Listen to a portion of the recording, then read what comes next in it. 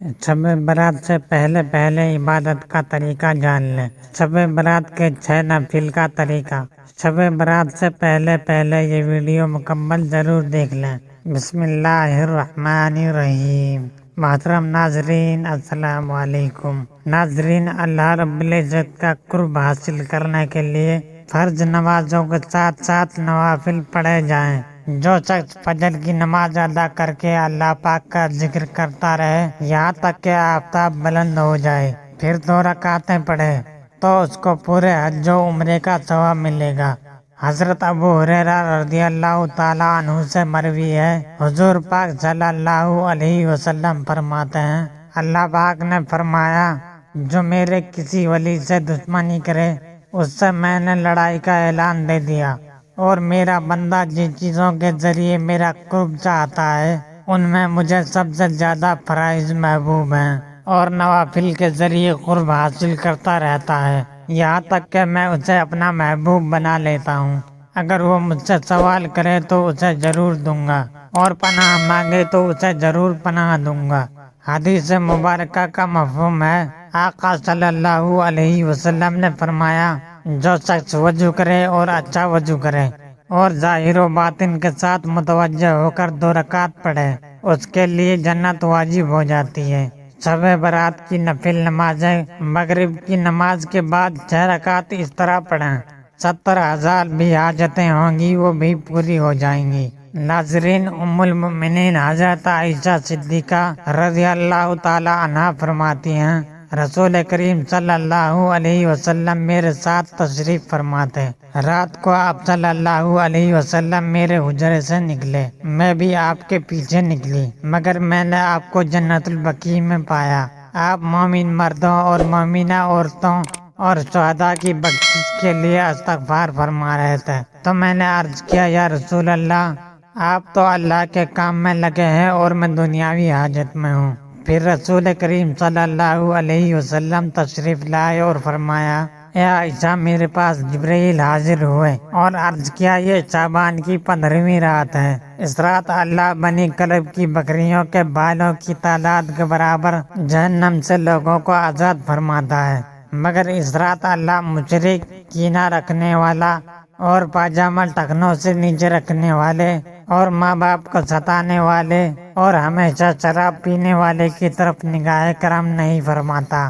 15 شعبان کی رات، 14 شعبان کا دن گزرنے کے بعد جو رات آتی ہے وہ رات 15 شعبان کی ہوتی ہے۔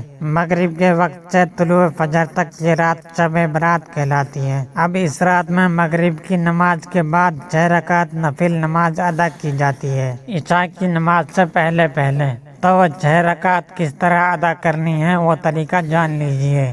سب سے پہلے تو آپ مغرب کی نماز ادا کریں، کیونکہ وہ فرض نماز ہے۔ فرض نماز کے ساتھ ساتھ سنتیں ادا کریں، نوافل ادا کریں۔ یہ سب ادا کرنے کے بعد اب آپ اطمینان اور سکون کے ساتھ کھڑے ہو جائیں۔ کھڑے ہونے کے بعد 6 رکعت نفل نماز آپ کو ادا کرنی ہے، وہ بھی 2 رکعت کر کے ادا کرنی ہے۔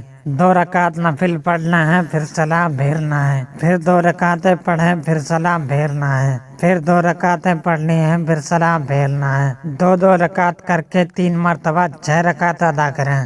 2 رکعت نفل نماز کی سب سے پہلے نیت کرنی ہے۔ نیت آپ جس طرح دوسری نمازوں میں کرتے ہیں اسی طرح سے آپ نے نیت کرنی ہے، بس ذہن میں ایک خیال لانا ہے کہ ان دونوں رکعتوں کے وسیلے سے، صدقے سے اللہ تبارک و تعالیٰ میری عمر میں فراخی عطا فرمائے، میری عمر میں برکت فرمائے، میری عمر دراز کرے، یہ ذہن میں رکھیں۔ یعنی عمر درازی کے لیے آپ یہ نماز ادا کر رہے ہیں۔ نیت باندھنے کے بعد دوسری نمازوں میں جس طرح آپ سورہ فاتحہ یعنی الحمدللہ رب العالمین کو پڑھتے ہیں، اس کے ساتھ کوئی سورت ملاتے ہیں، پھر رکوع کرنے کے بعد سمیع اللہ لمن حمیدہ کہہ کر ٹھہریں، پھر سجدے میں جائیں، اللہ اکبر کہہ کر 2 سجدے کریں، 2 سجدے کرنے کے بعد کھڑے ہو جائیں، پھر دوسری رکعت میں بھی اسی طرح سے 1 مرتبہ سورہ فاتحہ، اس کے بعد کوئی دوسری سورت ملائے، پھر رکوع سجدہ وغیرہ کریں۔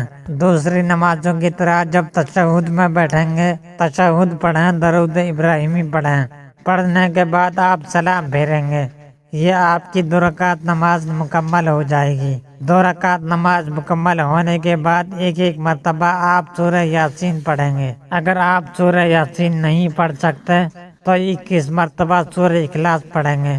یہ پڑھنے کے بعد سیدھا کھڑے ہو جائیں گے۔ کھڑے ہونے کے بعد پھر 2 رکعت نفل نماز کی آپ کو نیت کرنی ہے۔ اب ان دونوں رکعتوں کو پڑھنے سے پہلے، نیت کرنے سے پہلے آپ کے ذہن میں ایک بات ہونی چاہیے۔ وہ بات یہ ہے کہ اللہ تبارک و تعالیٰ ان دونوں رکعتوں کی برکت سے میرے گھر میں برکت عطا فرمائے، مجھے آفتوں بلاؤں سے محفوظ فرمائے۔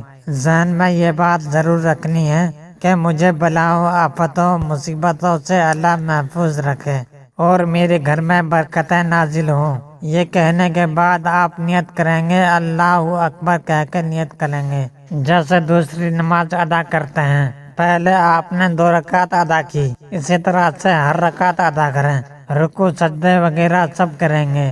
2 رکعت مکمل ہونے کے بعد آپ کو سلام پھیرنا ہے۔ سلام پھیرنے کے بعد بیٹھے بیٹھے پھر سے آپ کو 1 مرتبہ سورہ یاسین پڑھنی ہے۔